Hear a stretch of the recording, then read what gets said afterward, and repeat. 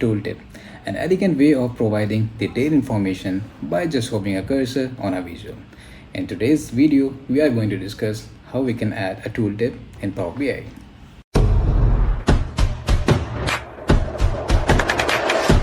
अस्सलाम वालेकुम guys, this is Bilal, welcome to my YouTube channel. आज का जो हमारा टॉपिक है वो टूल टिप के हवाले से है कि वो हम किस तरीके से ऐड कर सकते हैं ऑन पावर बीआई विजुअल्स। तो hope you can see the visual जहाँ पर रेवेन्यू बाय सुपरवाइज़र हमने डिस्ट्रीब्यूट किया हुआ है, सुपरवाइज़र 1, सुपरवाइज़र 2, 3 एंड 4।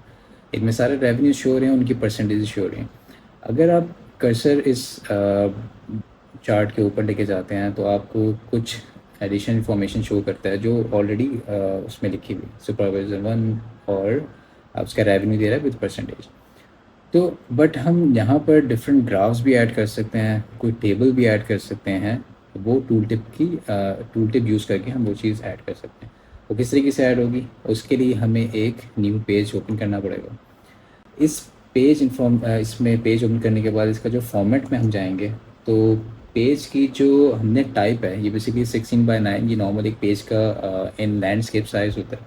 बट अगर हमने इसको टूल टिप की तरह यूज़ करना है तो हम इसको टूल टिप सेलेक्ट करेंगे और ये इसकी अलाइनमेंट आएगा। इसको मिडिल में अलाइन करते हैं तो ये मिडिल में अलाइन हो जाएगा। ठीक है, मैं थोड़ा जूम कर देता हूँ।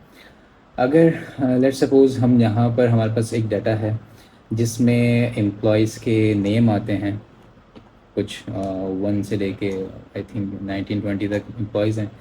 अगर हम उनकी रेवेन्यू की बात करें या उनके नंबर ऑफ़ यूनिट सोल्ड की बात करें तो वो यहाँ पर इस तरीके से शो कर सकते हैं। अब इसमें जो कुछ एम्प्लॉयज़ हैं वो रिपोर्ट करते हैं सुपरवाइज़र 1 को, कुछ सुपरवाइज़र 2 को, 3 एंड 4 एंड सो ऑन। तो अगर हम ये इंफॉर्मेशन ये डिटेल इन्फॉर्मेशन अगर हम यहाँ पर इस ग्राफ के ऊपर देखना चाहते हैं जो हमने पहले शो किया था रेवेन्यू बाय सुपरवाइज़र, तो अब इसके लिए हमें क्या करना पड़ेगा कि इस ग्राफ को सिलेक्ट करना पड़ेगा। हम फॉर्मेट विजुअल पे जाएंगे, जनरल में जाएंगे, यहाँ पे हमें एक टूल टिप का ऑप्शन दिखेगा। टूल टिप अभी ऑन है, इस वजह से हमें ये सिर्फ इन्फॉर्मेशन शो हो रही है जो ये ऑटो शो कर रहा है। अगर हम यहाँ पर ऑन करने के बाद रिपोर्ट पेज पे जाएंगे, अब पेज ये ऑटो सेलेक्ट कर रहा है, जबकि हमने जो ये पेज 1 है अगर हम इसका नाम कुछ और चेंज करेंगे तो यहाँ पर वो अपेयर हो जाएगा। तो पेज 1 सेलेक्ट कर लेना है। अब पेज 1 जब सेलेक्ट करेंगे तो जो इन्फॉर्मेशन वहाँ पेज 1 में थी वो फ़िल्टर होके आना शुरू हो जाएगी। अगर मैं ये 1 से 2 पे मूव करता हूँ तो देखें एम्प्लॉयज़ और उनके रेवेन्यूज़ और यूनिट्स चेंज हो गए। तो एक मेथड तो ये था। अगर मैं इसका नाम भी चेंज कर देता हूँ टूल टिप, तो इस तरीके से ये आपको शो हो रहा है। ठीक है, अगर मैं ये एक और ऑप्शन भी है ये टूल टिप शो करने का विदाउट सेलेक्टिंग द विजुअल और एनी पेज। अब इसमें रिपोर्ट पेज में अगर हम जाते हैं उसको ऑटो कर देते हैं तो ये पेज अभी अपेयर नहीं होगा यहाँ पर। बट अगर हम टूल टिप में जाने के बाद अब टूल टिप की हम सेटिंग करेंगे और यहाँ पर जो drag tool tip filter here है, हमारा जो मेन विजुअल है वो सुपरवाइज़र के थ्रू फ़िल्टर आउट हो रहा है।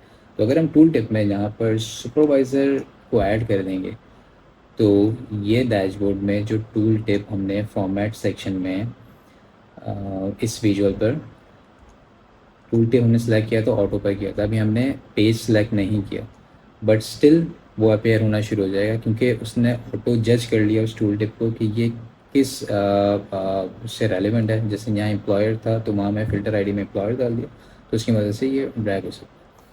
यहाँ पर इस टूल टिप के अंदर आप बहुत सारी चीज़ें ऐड कर सकते हैं। आप इसको किसी ग्राफ में भी कर सकते हैं, प्लॉट कर सकते हैं, लाइन चार्ट भी बना सकते हैं डिपेंडिंग ऑन योर रिक्वायरमेंट और your data.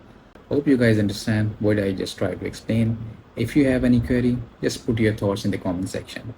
Do like, subscribe and share. Thank you. Allah Hafiz.